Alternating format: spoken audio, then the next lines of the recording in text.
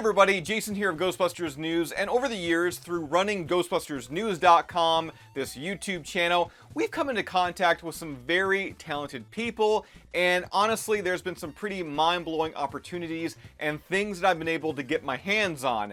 And in today's video, we're going to be taking a look at one of those items that actually just arrived here to the Ghostbusters News headquarters. You see, what I've got to show you today is a soon-to-be, screen-used, stunt Ghostbusters ghost trap. And yes, I just said soon-to-be screen-used. Which means, of course, it hasn't been used in any of the past Ghostbusters movies. It's also not going to be used in any upcoming Ghostbusters movies. And with me saying that, I know right now you've got a lot of questions. Mainly, how then can this be considered soon-to-be screen-used? Well, if you're an avid visitor of our main site, GhostbustersNews.com, if you're a subscriber here to our YouTube channel, then you likely saw our coverage of NFL legends Peyton Manning, Eli Manning, and Jerome Bettis all dressed up as Ghostbusters, as they were filming footage that'll air this coming October for ESPN+.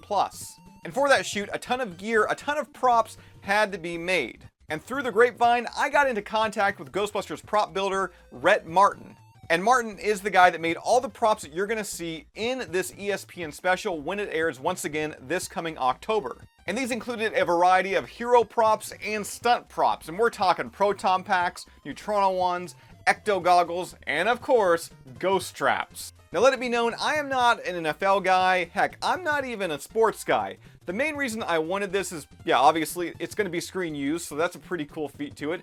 But also, I'm a Ghostbusters collector. I mean, obviously, I'm a Ghostbusters collector. And as I just said, and as I've said several times throughout this video, this is a stunt ghost trap. Meaning that it doesn't have all the bells and whistles like you would see with what they would consider a hero ghost trap. The doors up top, they do not open. The wheels at the bottom, they don't roll. The lights inside, which we're going to get to, and yes, it does include lights, aren't as detailed as what you'd see with a hero prop.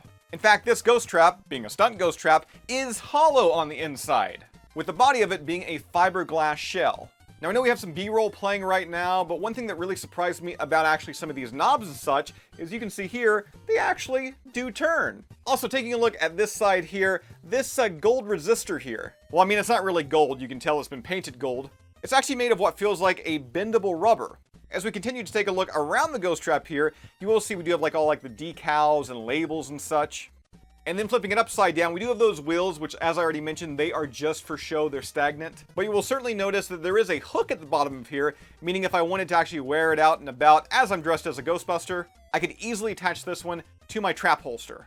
Now, as I already said, the stunt trap does light up. All you gotta do is just flip the switch right here, and you're gonna see this little red blinking light, which, I mean, looks the part. It looks like we saw in the Ghostbusters movies. But one area that's a bit more simplified, once again, being that this is a stunt ghost trap, is the yellow light you'll find at the front, which here you can see it's not blinking, it's not moving. It is just the static yellow. Now, likely you've noticed attached to the ghost trap, of course, we've got a foot pedal. And very much like the trap, this is a stunt foot pedal. It's pretty much all one piece aside from the added wires and ribbon cable. And not that I should have to say it, but obviously there is no electronics going from the foot pedal to the ghost trap. Keen observers and Ghostbusters prop builders will likely notice there is no relay attached. It should be also noted that the pedal is kind of soft. Like, you can't bend it or anything like that. I mean, actually, I maybe could, but I don't want to break it. But yeah, it kind of feels like a hardened foam rubber. Now, one feature of this ghost trap I haven't even talked about yet is it actually smokes. Yes, it is a smoking stunt ghost trap. And to get it to smoke, it's pretty easy to do so. We're just going to turn the trap around here. And you see this teardrop knob? All I got to do is just kind of pop it out here. And on the other side of that teardrop knob, you're going to find a smoke chip. Which means all we got to do is just put a lighter to this. It's going to start smoking. And then we just got to shove it right back into that ghost trap. And we're going to then have a smoking ghost trap. In fact, that sounds like crazy fun. Let's go ahead, take this ghost trap outside, and get it smoking.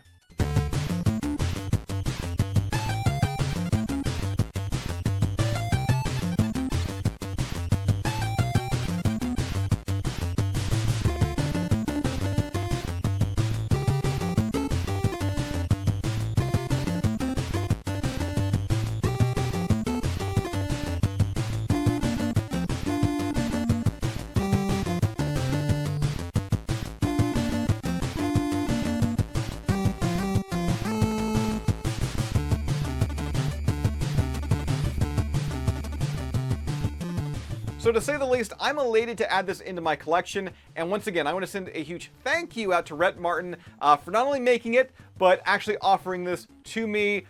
This is so awesome.